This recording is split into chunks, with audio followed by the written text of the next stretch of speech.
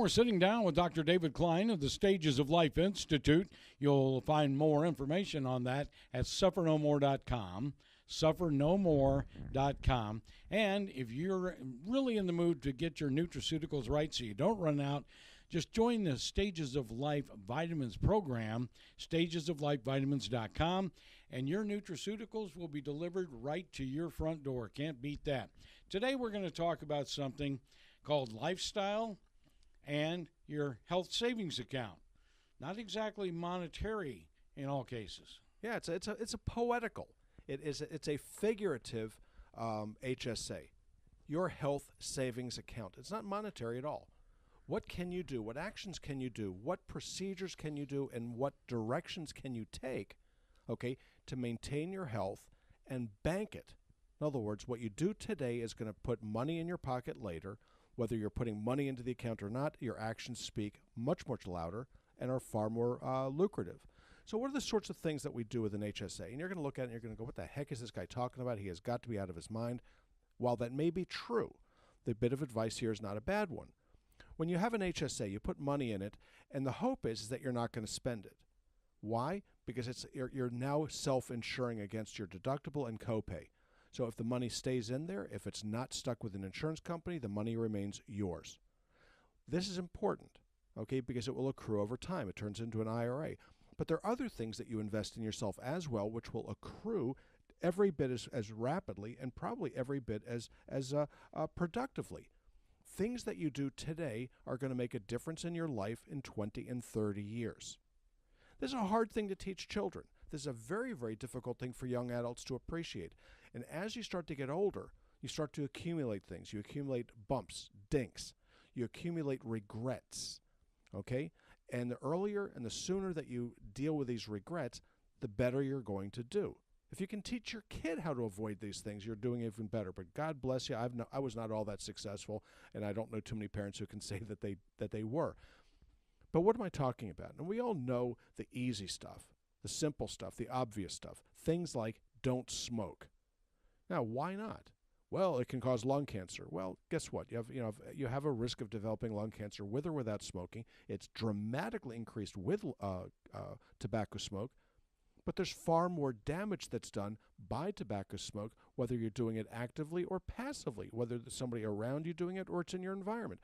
I worked in a nightclub for many years as a professional museum. Never smoked a cigarette in my life, but I inhaled an awful lot of cigarette smoke.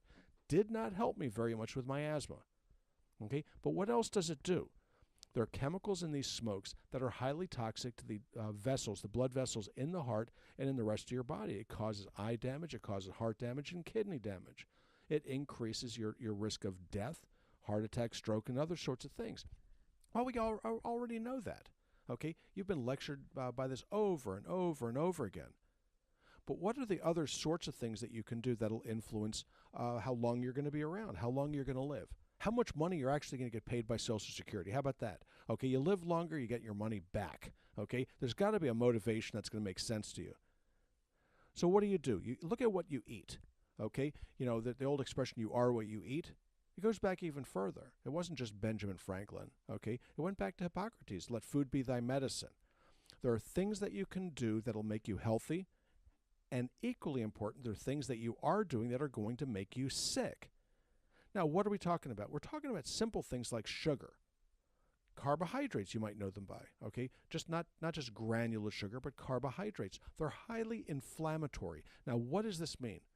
Means if you don't take, it's a little bit of carbohydrates per day. We're not really geared to be eating a lot of carbohydrates. That's not what we're supposed to be using as fuel.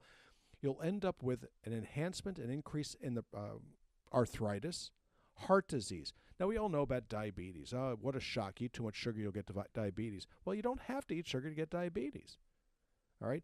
The sugar itself is is where the problem is. Your body produces it, it consumes it, both ways. But the inflammatory aspect of sugar is very, very important because it leads to the development of Alzheimer's disease. Now, what about that? What about osteoporosis? What about heart disease? What about diabetes? What about cancer? You increase your risk of cancer when you're consuming high carbohydrate-laden meals. So guess what? You cut back on your carbs substantially, and two things will happen. One, you're going to lose weight. Shocker. Okay, if you can cut yourself down to 10 grams of carbohydrates or less per day, your risk of cancer drops and your weight will drop. If your weight drops, your longevity improves. If your weight drops, the knees, the feet, the shoulders, the back, the hips, those things that we sometimes are known as joints, they're not going to take the beating that they're taking right now. If I handed you a 10-pound bag of potatoes or some other brown substance, okay, and asked you to walk around with it, okay, you're going to start to ache after 5 or 10 minutes, maybe not even that long. If I ask you to walk around the block once, okay, well, you might be able to handle it, but if I gave you that 10-pound bag of potatoes, I don't think you'd be as happy. I want you to imagine that 2/3 of our population is over 30% overweight. That means they're carrying around several or more of these bags of potatoes. If you don't think that's doing damage on your joints, you'd be wrong. Well, guess what? So your knees go bad, you can replace them. After all, most of your friends have had knee replacement and hip replacements and shoulder replacement until you end up with that odd person that dies from it, okay? Or the one that has to lose their leg as a result of the infection, or the ones that develop C. diff, Clostridium difficile, as a result of the antibiotics. It's very, very interesting when you start looking at the complications of these procedures, not just the expense, not the fact that you're out of commission for 6 to 8 weeks, not to mention the fact that you've now got a foreign body in your system and you have to worry about it becoming infected every time you brush your teeth. So these sorts of things, they really give you and they net dividends for decades, for the rest of your life. So every bite that you consume right now in excess of what your body needs is a nail in your coffin, poetically speaking. What other sorts of things are we looking at? Okay, these are the easy ones. Cutting back on your carbohydrates, cutting back on your calories. Simple things like how about getting a good night's rest? What do you think that does for you? Okay, sleeping properly at night kicks out something called growth hormone. The more REM sleep that you have, you should go 3 to 4 cycles per night. Growth hormone gets secreted. When that happens, it's far more youthful. Your body does better. You heal better. You lose weight. Wouldn't you know it? There's an association between the amount of time that you sleep and your weight gain. So one of the things I like to do is to put people to sleep, not just with my voice, not just with my lectures or whatnot, but I try to make sure that they sleep with the medications that I give them. If one of the side effects of the medications happens, or nutraceuticals, happens to be dizziness or sleepiness, they take it at bedtime, so it facilitates sleep. It reduces your risk of diabetes, and oddly enough, it reduces your risk of cancer. All of these things seem to resound and end up with the same result. And that's not a coincidence. Then there are simple things you can do. Dipping into your pocketbook for as little as $10 or $20 a month will buy you something called fish oil. That reduces your risk of heart attack and stroke by 15%. That is a substantial dividend immediately right out of the chute. If I told you could take $20 and get 15% on your money the minute you did it, you'd be all over it. You'd be asking your friends and borrowing money to do it.